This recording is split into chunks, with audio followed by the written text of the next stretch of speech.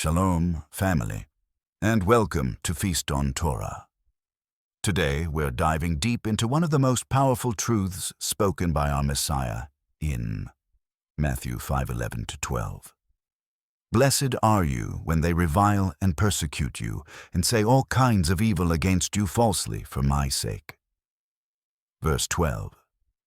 Rejoice and be exceedingly glad, for great is your reward in heaven, for so they persecuted the prophets who were before you. In this lesson, we'll uncover what it truly means to stand firm in trials, to endure mockery, rejection, and hardship with unshakable faith. Because being blessed doesn't always look like being comfortable. Sometimes the blessing is in the battle. So if you've ever been misunderstood, mocked, or pushed aside for doing what's right, this message is for you. Stay with me, because today you're going to see that persecution isn't your defeat. It's your proof that heaven recognizes your stand for truth. Before we begin, family, make sure you like this video, subscribe to Feast on Torah, and share this message with someone who's going through a trial right now. Let's spread the word and strengthen one another in faith, because we were never meant to stand alone. Let us look at the term, blessed are you. This phrase expresses a state of spiritual wholeness and divine favor. Within the Beatitudes, the term blessed speaks of a deep and lasting joy that flows from being in right relationship with the Most High. This joy does not rely on external situations, but springs from living in alignment with Yah's will. The word you makes the message personal, highlighting that this blessing is offered to every believer who endures the circumstances described in verses 11. In biblical terms, insults refer to acts of mockery, verbal abuse, or slander directed at believers because of their faith. During the early believers' era, followers of Yahawashi hamashiach were often ridiculed for standing apart from the world's values, their beliefs seen as radical and threatening to the established order. Nothing has changed much since then, because men's hearts are still the same as it was back in ancient times. Look at our brothers and sisters around the world, how they are treated and ridiculed because we are waking up to who we are. This mocking phrase recognizes the pain of social rejection. Sometimes it comes from within our families with harsh words aimed at those who are trying to live righteously. The Greek term used here also conveys the idea of being falsely accused or reviled, underscoring the deeper truth that enduring such treatment for the sake of righteousness aligns believers with the sufferings and the glory of Messiah himself. Persecution refers to deliberate and sustained mistreatment, acts intended to silence or punish those who follow righteousness. In the early church, believers endured persecution from religious leaders and the Roman Empire alike. Their refusal to bow to idols or worship the emperor was seen as rebellion, a direct threat to the established order. As a result, they were imprisoned, beaten, and even killed, not for wrongdoing, but for their unwavering loyalty to the Most High Yah. Family, it is happening right now. Just look at what is going on around the world to those who is trying to walk the walk. This reality is echoed throughout the book of Acts and the epistles, where the apostles remind the faithful that suffering for the name of Yahawashi, hamashiach, is not a curse, but an honor. Be encouraged, family, and remember that each trial that you face will become a testimony. Every hardship will become a seed of faith that strengthens the growing body of Messiah. So don't give up, keep standing. Today, the question remains, is there evidence of this same mistreatment happening now among our brothers and sisters around the world? And the answer is a resounding yes. Are there still those who suffer for standing on truth, for refusing to compromise, and for declaring Yah's word in a world that rejects it? These are not just historical reflections. They are calls to awareness, prayer, and solidarity with all who still endure persecution for righteousness' sake today, and falsely say all kinds of evil against you. This phrase draws attention to the pain of false accusations, a wound that cuts deeply because it attacks not just one's actions, but one's character. In the days of the early church, believers were often targets of lies and slander. They were branded as atheists because they refused to worship the Roman gods, accused of cannibalism because outsiders misunderstood the meaning of the Lord's Supper, and blamed for disasters and unrest simply because their faith challenged the moral decay of society. As I said earlier, it is like time has stood still. There is nothing new on this earth. Mankind still feels that way towards those of us who choose to follow Yahawashi, hamashiach. The word falsely is key. It exposes the injustice of such accusations. These lies were not rooted in truth, but in fear, misunderstanding, and hatred toward righteousness. How many of our people over decades and still is being falsely accused? Yet Yahawashi hamashiach himself walked this same path. He was also falsely accused, mocked, and condemned by those threatened by his truth. So take courage, our redemption is near. When we as believers endure false accusations today, whether through gossip, misrepresentation, or public ridicule, we share in Messiah's sufferings. It is a painful experience, but also a sacred participation in his truth.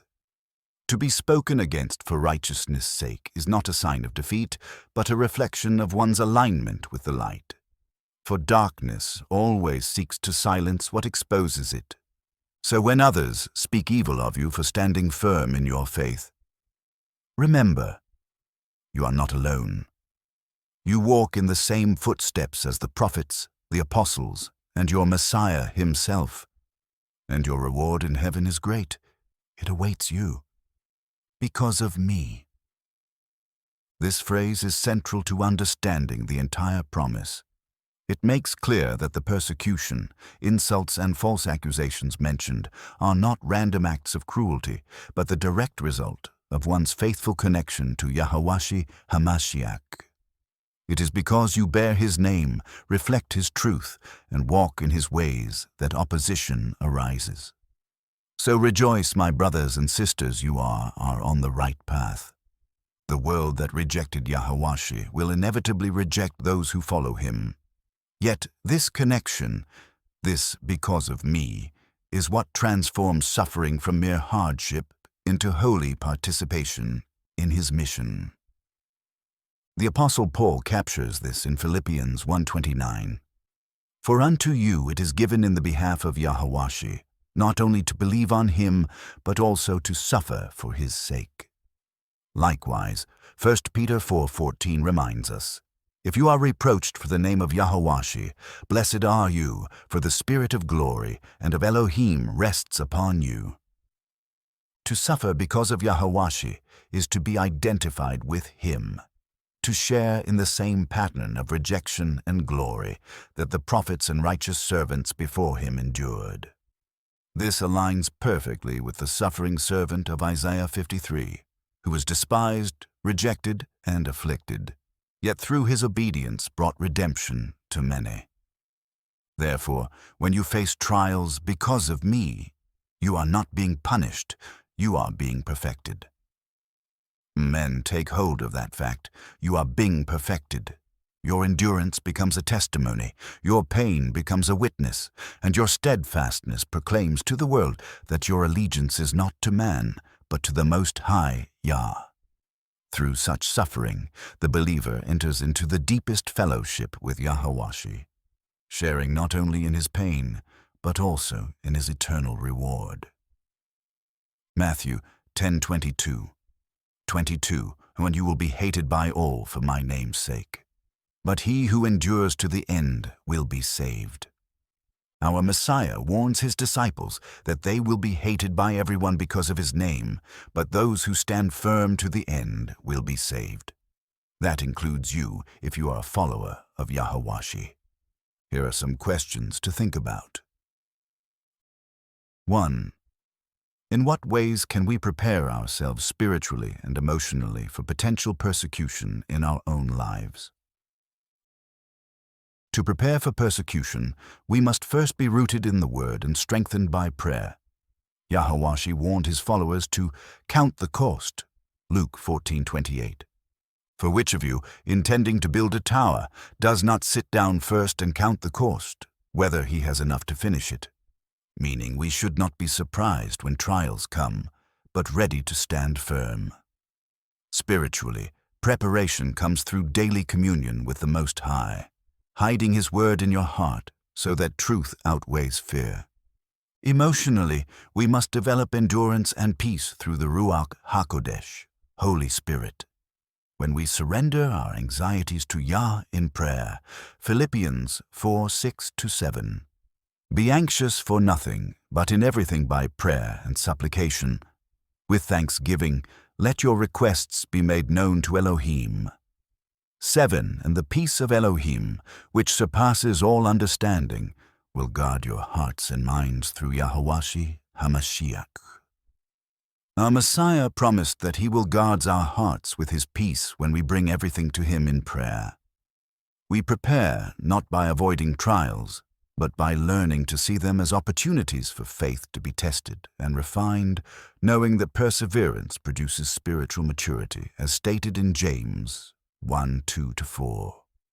My brethren, count it all joy when you fall into various trials. Verse 3, knowing that the testing of your faith produces patience. 4. But let patience have its perfect work, that you may be perfect and complete, lacking nothing. Whoever this is speaking today, you need to be patient. That is the key. Don't give up. Hang on in there. Patience is one of the price you will have to pay if you want to win this battle. Some of you have a tendency to give up just before you reach the finishing line. The word for you today is, but let patience have its perfect work, that you may be perfect and complete, lacking nothing. 2. How can the experiences of biblical figures who faced persecution inspire and guide us today? The scriptures are filled with testimonies of men and women who stood firm under pressure.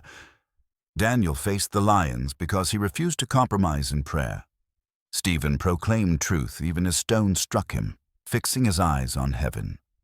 Paul endured imprisonment and beatings, yet continued to preach boldly.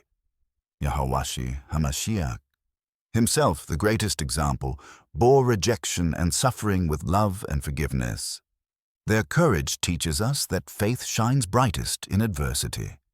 And some of us don't want to hear that, but it is the truth. These examples remind us that persecution is not the end of the story. It is often the beginning of a greater testimony. Their endurance inspires us to walk by the same Spirit that empowered them, trusting that the Most High is faithful to sustain us through every trial. 3. What practical steps can we take to support fellow believers who are experiencing persecution? Support begins with awareness, intercession, and action. Pray earnestly for those under persecution. Prayer strengthens both those who suffer and those who stand with them. Hebrews 13:3. Remember the prisoners as if chained with them, those who are mistreated, since you yourselves are in the body also. Encourage them through messages, letters, or fellowship. Even a word of comfort reminds them they are not forgotten. Provide aid where possible, through trusted ministries or direct acts of generosity. Speak out for truth when others remain silent. Advocacy, when done with grace, reflects Yah's heart for justice. True support means standing shoulder to shoulder in faith, even from afar, and bearing one another's burdens. Galatians 6:2-2, bear one another's burdens, and so fulfill the law of Yahawashi, hamashiach. 4. How can we ensure that our response to persecution serves as a witness to non-believers and glorifies the Most High Yah? Our response must reflect the spirit of Messiah, not retaliation, but righteousness. When we respond to hatred with the right attitude, know when to stop turning the other cheek. We need to learn how to respond to lies with integrity, according to the word of Yah. By doing things the way He said it should be done, will we reveal the transforming power of the gospel. I hasten to add that this does not mean that you become a doormat for others by allowing them to continue to treat you so bad because you're so full of love. No, you must know when enough is enough, but it must be done a godly manner. We glorify the Most High when our suffering produces grace, forgiveness, and steadfast joy. Instead of seeking revenge, we stand firm and let our endurance speak, but speaking with the authority of Yah's word. The world watches how we respond under fire. Therefore, let our composure, humility, and faith proclaim that our strength comes not from ourselves, but from Yah who lives within us. If this message spoke to your spirit, say to yourself, I will stand firm. Let's fill this space with declarations of faith and victory. Don't forget to like, share, and subscribe so others can be encouraged by the word. And remember, every storm you stand through makes you stronger. Yah sees your endurance, and your reward in heaven is great. Until next time, keep standing firm, keep walking in faith, and keep feasting on Torah. Shalom.